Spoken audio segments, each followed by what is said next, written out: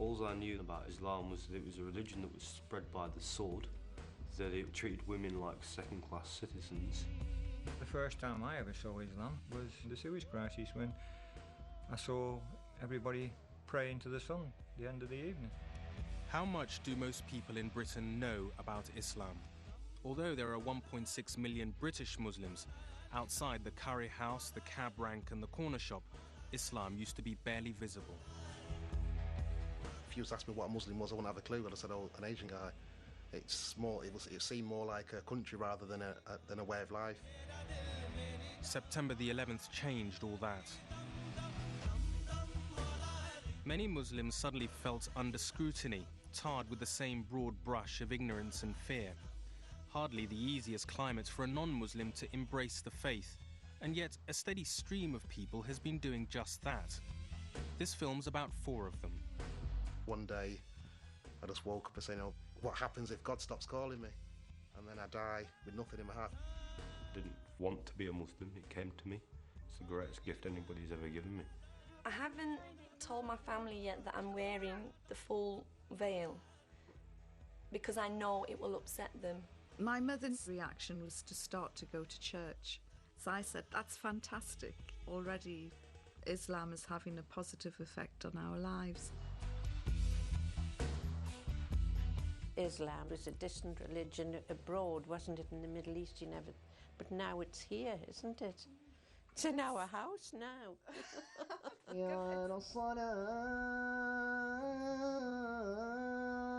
It's Islamic Awareness Week at Bristol University, and a mixture of the faithful and the curious is gathering to hear a talk by the star turn, former Fleet Street reporter Yvonne Ridley.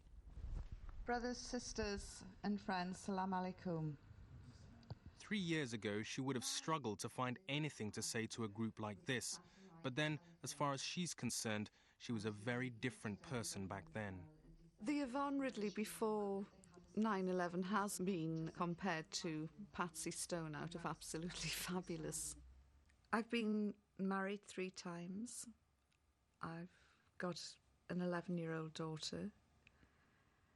And I suppose, even by journalistic standards, it's quite a disastrous life. In 2001, just as the so-called war on terror was getting underway, the Sunday Express reporter put on a burqa and crossed into Afghanistan to report on life under the Taliban. Yvonne was an inexperienced foreign correspondent. More experienced foreign correspondents had also thought of doing that. People on the Sunday Telegraph, people on the Times, their papers had all stopped them. They said, no, you're very likely to get picked up. I think she was foolish because she's a single mother, and she plunged herself into a situation which could have had a terrible, terrible ending. Nobody would ask if any high-profile male war correspondents, no one would probe into their private lives, saying, what on earth did she think she was doing, going in there when she's got a child? This would never be asked of John Simpson. You become invisible directly you put it on. No one even glances at women here. The big difference between John Simpson and Yvonne Ridley was that she got caught. She was held on spying charges and fully expected to be stoned. But instead of ending her life, her experiences in that Afghan cell were to change her life forever. For 6 days I had avoided talking about religion. And there I was, confronted with a cleric. And I looked at him and I just thought, oh no, it's the God Squad. He asked me what religion I was. And I said, I'm a Protestant, the Church of England.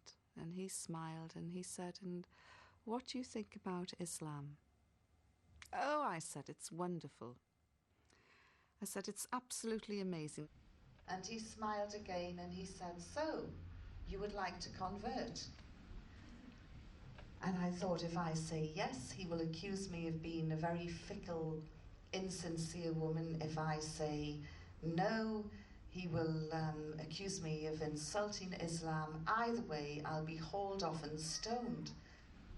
And I thought about it, and I looked at him and said, thank you very much for your kind offer, but I can't possibly make such a life-changing decision while I'm in prison.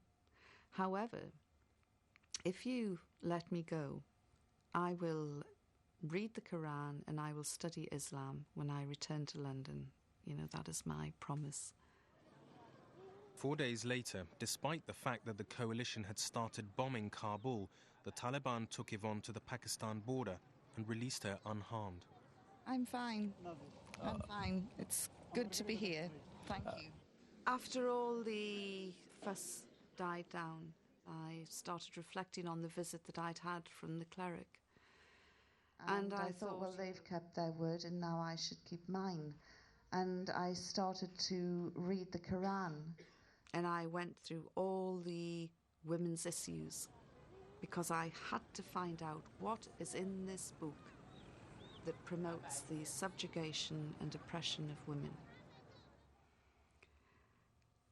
And there's nothing in there. Far from saying women should be oppressed, it says quite clearly that women are equal in spirituality, worth and education. And furthermore, we're praised for our child-rearing and childbirth capabilities. So in my book, that means that women are probably the deluxe model of the human being. Nobody's smiling over here, right?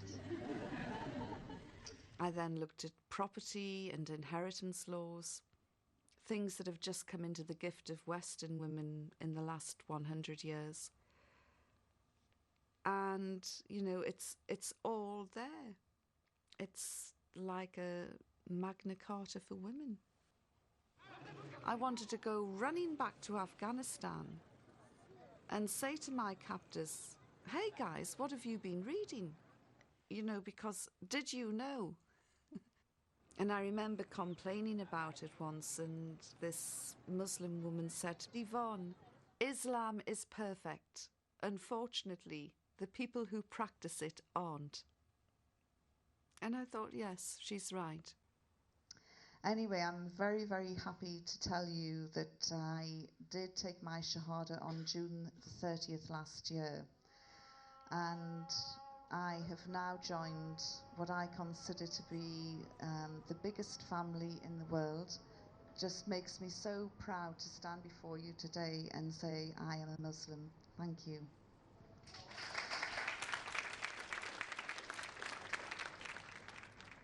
Whatever her feelings for her new family, Yvonne still had to square her conversion with the old one. And when it came to breaking the news to her mum, the woman who'd braved 10 days with the Taliban suddenly lost her nerve. Did what many converts choose to do, and that is not tell their parents until afterwards. Hello! Hi! I sent mother an email, and her immediate reaction was to start to go to church. And much to her annoyance, I said, that's fantastic, you know, already Islam is having a positive effect on our lives. I've got some sandwiches made. No ham sandwiches. No. I've been trying to think, what can I make without bacon? I wasn't happy. I didn't like it, you know.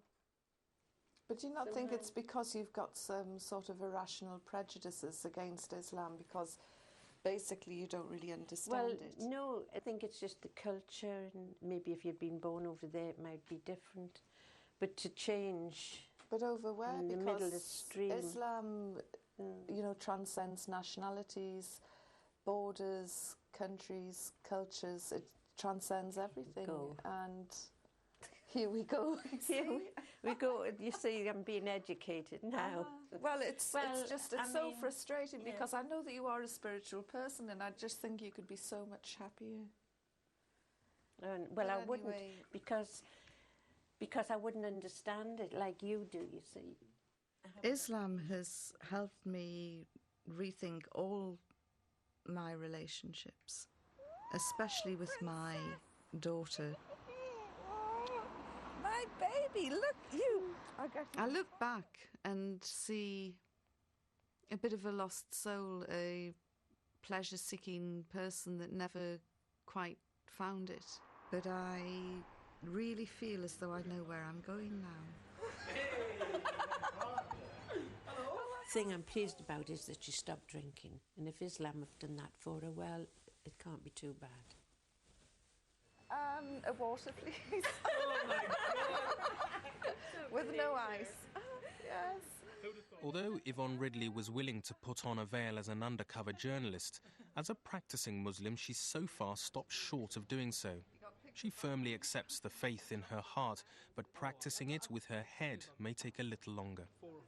For Shanaz Malik, the journey from white slough teenage mum to burqa-wearing Muslim wife has taken 6 years. Even now, there's still one important step to go. I haven't told my family yet that I'm wearing the full veil because I know it will upset them. They watch the media. They have a lot of preconceived ideas about Muslims, and so I have to tread carefully and explain that it's still me under here. Alicia, what are they doing?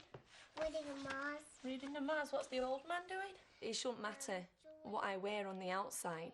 You know, it shouldn't have an impact on how I am with them. Shanaz converted the day she married her Asian boyfriend Nasir, a childhood sweetheart she'd met at school.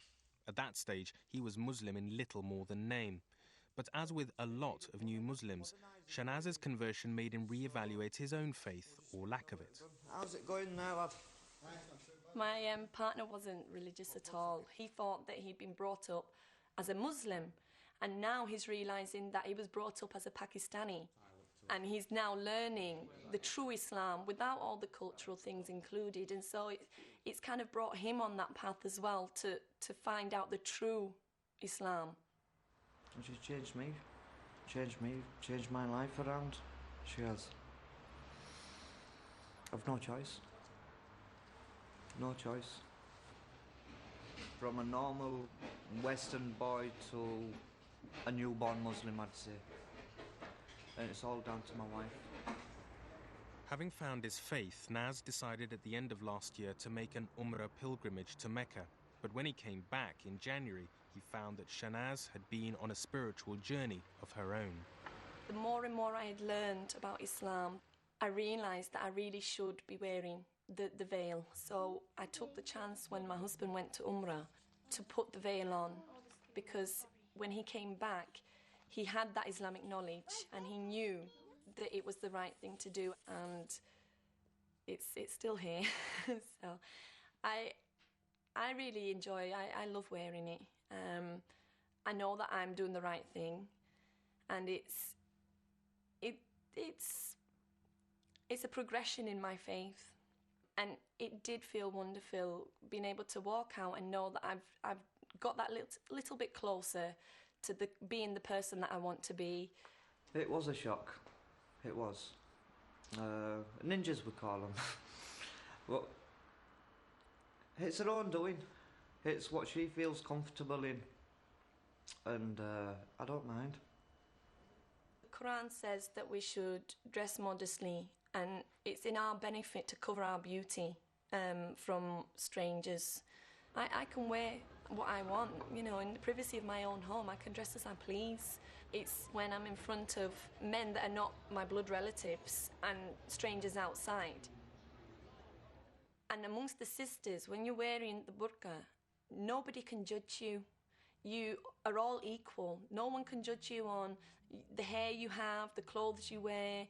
Nobody is superior to another person, no matter how much money or anything that they have. You are a Muslim sister, and that is all that matters. The wonderful thing about Islam is the equality. So it's not purely for the ladies or the rules. Men are a lot more attracted to ladies on appearance than ladies are to men. And so my husband, he covers what he has to cover. He covers his body. It boggles me why people think that we're oppressed because we choose to do this, when, you know, they have certain ways in society that they have to live by. They feel that they have to dress a certain way and that they have to conform to fashion and society. So if they think we're oppressed, they're just as oppressed as they think we are. Shanaz fully expected some hostility to her veil, but has been shocked that some of the fiercest criticism has come from other Muslims. Even my husband's sister says to me, you don't need to go down that road, you're getting too extreme. You've got no right to wear that. I've had that said to me before by another person who claims to be a Muslim. I think it's because they know they're supposed to be wearing it and they're not, and all of a sudden there's an English girl wearing it, and it's making them feel, oh, you know, who's she to wear it? You know, it kind of puts their nose out of joint. I know how to do this part now. Shanaz insists on her right to wear and believe what she chooses, but as a parent, how much freedom is she willing to allow her own children? I know how to put this on. I'd never dream of forcing them to wear the scarf because Islam is, you know, against that. And they wouldn't be wearing it for the right reasons if it was purely because their mother told them to. But if I'm able to teach them properly, then they'll know that that is what they should be doing and they'll want to do it themselves. She's all around it. You like wearing your scarf, Alicia? Yeah. Why? Because I look like a Muslim girl. You look like a Muslim girl? Yeah. Is that good? Yeah. And sometimes I play with your action man because I want to be a boy. It's a misconception. Islam is about that freedom. You're not forced to do anything. I'm not going to tell them that it's right what they're doing if they choose to follow another religion, because I believe that my religion is right. It might upset me, but I will always be there for them. I will always support them. Shanaz's children will all be educated at an Islamic school, and at the first opportunity, the family hopes to emigrate to a Muslim country. To Shanaz, these are positive steps, but to non-Muslim family members, that level of total immersion can cause worry or hurt. Take John Standing.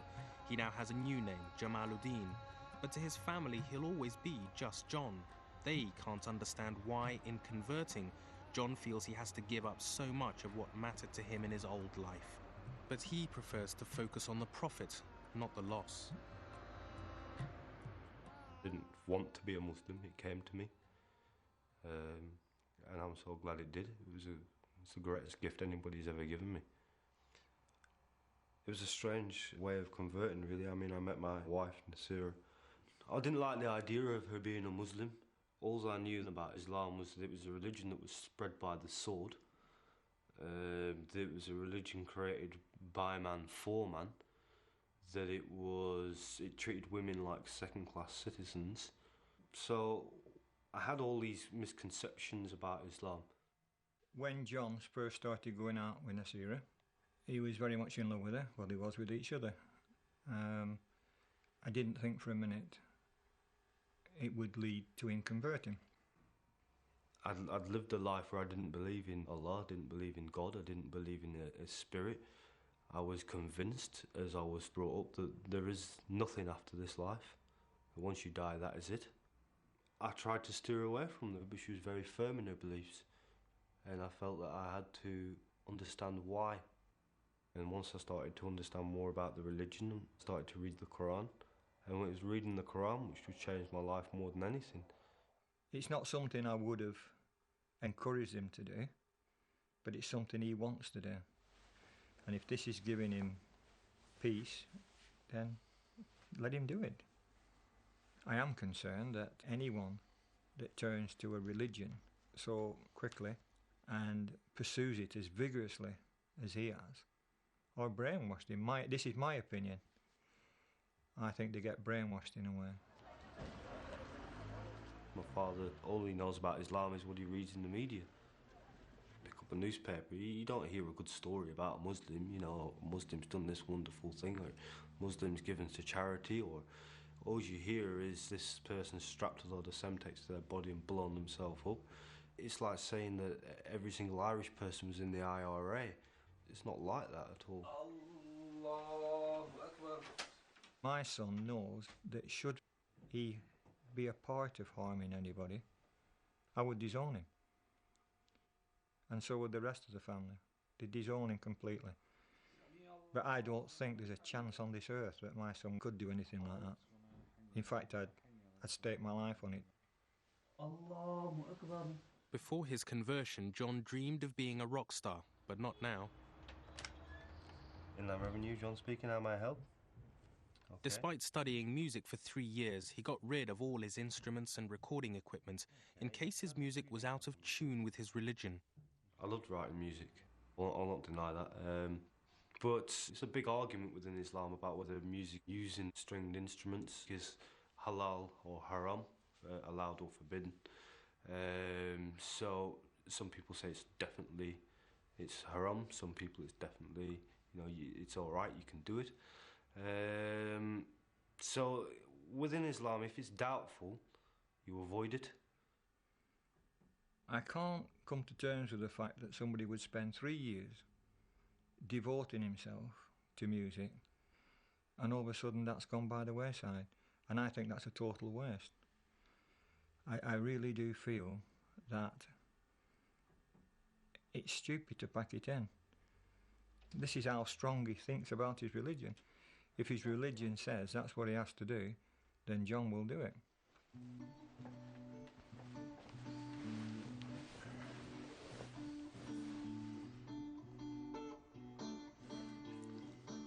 Now I think you turned out some good stuff. You tell me why, because of this religion, you've changed from your music. You now dress like this, which I can't understand, for the simple reason I know that your brother-in-law goes to the mosque in jeans and whatever. But that's his choice, my choice. But you've chosen to go the whole hog. Because that is my choice to do so. I don't feel ashamed of myself walking down the street. I'm not saying you should feel ashamed. I'm just saying it's not the sort of thing that I would have expected you to wear. I probably never expected it to wear. I never expected myself to be a Muslim. Do you feel comfortable like this? I feel more than comfortable. I feel more than relaxed. Really? It gives me a confidence, which I don't expect you to understand because you don't understand Islam, Dad. What I can't understand is the changes in you.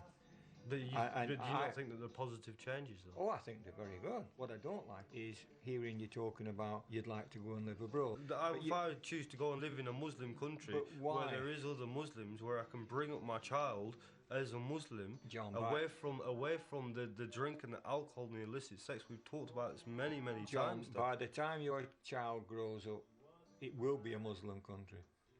Well, we don't know that, do we? All I'm saying is, be like you've always been, be a good son, obey the laws of the land, and look after your family.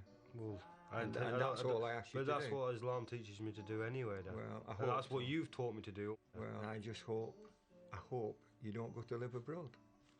I hope you stay in this country and where I can keep my eye on you.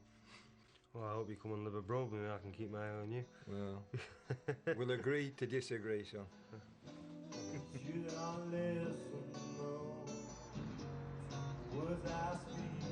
John hasn't found it possible to be both a good Muslim and a musician. But how much does Islam really demand that converts give up? You know him as Cassius Clay, but he wants to be known as Muhammad Ali. 41 years ago, when the heavyweight champion of the world announced that he'd become a Muslim, there were some critics who wanted to strip him of his title. But did anyone even ask whether a Muslim is allowed to box? Some scholars say that you're not allowed to hit in the face of a Muslim or a non-Muslim because it's God's creation and man is created in the best of forms, so it's not really good to be going bashing people in the faces. Akil Burton took up boxing 20 years ago at the age of 14 and for 7 years was a professional fighter. But that was before he converted to Islam. Back then, he was still known by the rather unlikely film star name he was given by his Jamaican Christian parents, Richard Burton. We were sent to church on Sundays and we used to go there for Easter and Christmas and all the other special occasions. And I can remember not really feeling any sort of affiliation to it. We didn't feel that it was talking about us.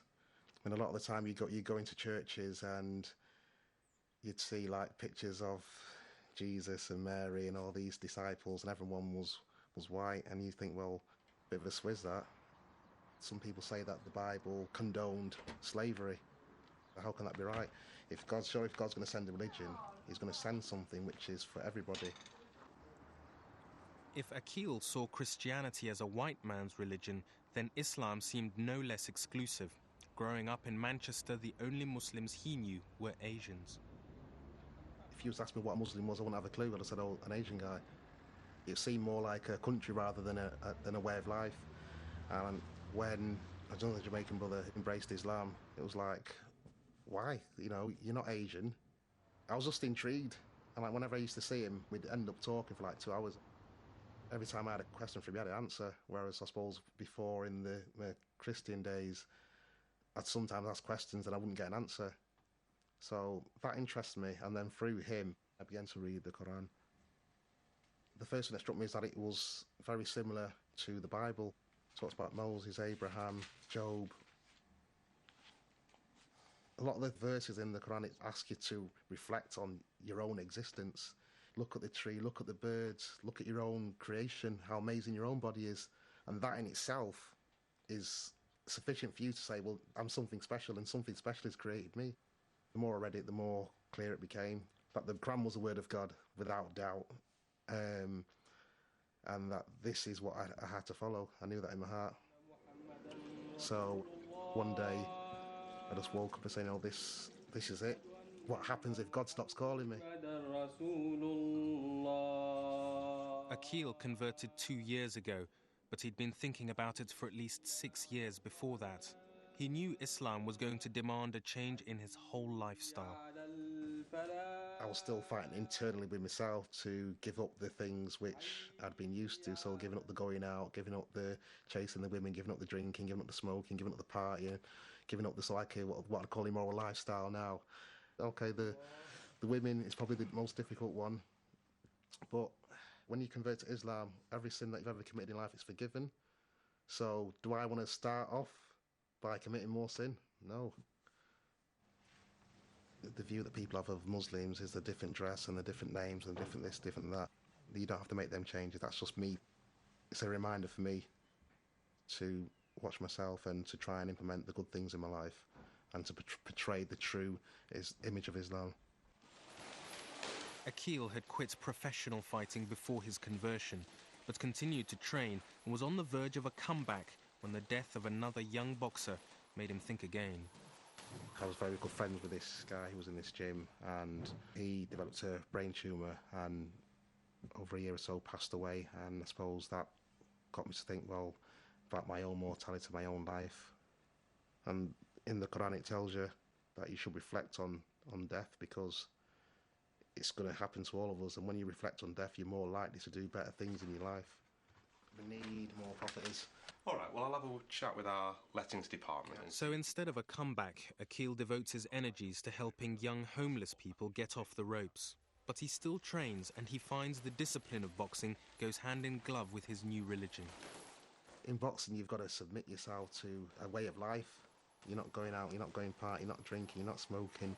You've got to put the right food in your body, and you've got to train yourself. So you've got to sort of lock yourself away from society to an extent and get yourself mentally and physically prepared. I suppose, for me, Islam is the same in that Islam, you do all the hard work, you do all the remember, you do all the learning, and you try and implement all these things into your life, which in the long run are going to benefit you. There are many types of convert. Some can't wait to cast off all trace of their old selves. But there are also those who see Islam as an enrichment of their former life, not a rejection of it. At a time when many predict a clash of civilizations, converts who manage to reconcile Muslim beliefs with Western culture may yet prove to be a vital bridge between the two. No, I don't think I've rejected my culture, I don't think I've rejected my society. I just rejected that which I don't think is beneficial to me. It's still me under here. I'm still their daughter, I'm still their sister. I still chill with the boys, still watch the football. It's just that I don't smoke now, I don't drink, and I don't go chasing women, and I try and spend more time in contemplation of my life, really. The biggest challenge facing Muslims in Britain today is to get people like me, the way I was prior to September 11, to actually see the reality of Islam.